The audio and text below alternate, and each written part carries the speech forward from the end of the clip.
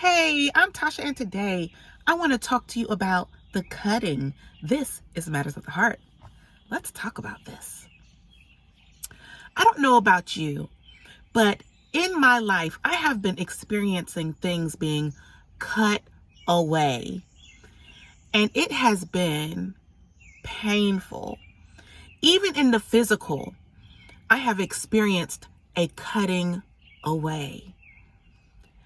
So I don't know if you know of anyone who has ever had something called an abscess. And what an abscess does is it builds up pressure, causing infection in the body. And as the infection grows, this pressure builds in the body. And the only way to get that pressure to stop building and to get the infection out is to cut it away. So once they cut and they push the infection out, then that person will then receive relief. Do you know that in the Word of God, that God also cuts things away from us? If you've ever read John 15, beginning at verse 2, it talks about how we are the branches and God is the vine. And it talks about how any branch that does not bear fruit is cut away or is pruned. But every branch that does bear fruit is also pruned so that it will bear more fruit. So even if you are experiencing a hard time or you are experiencing God cutting some things away from you, if it's not bearing fruit, He's going to cut it from you and separate you from it.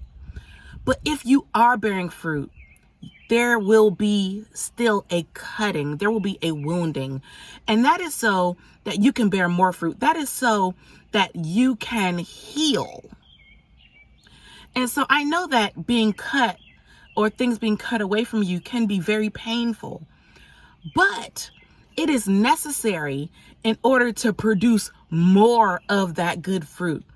So are you wondering why your finances might be a little strained, even though you are adamant about giving your tithe? It's because God is pruning you so that you can produce more.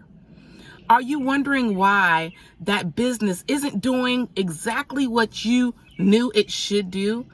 It may be because God needs you to experience this tightening so that once He prunes it, you will know how to make it grow. So let me encourage you, just because you're experiencing a cutting and it may be painful, it does not mean that God has left you. As a matter of fact, it means that He is pruning you. He is gardening you. He is tending to you. And as He tends to you, you will produce more good fruit. I love you, and I'll see you next time.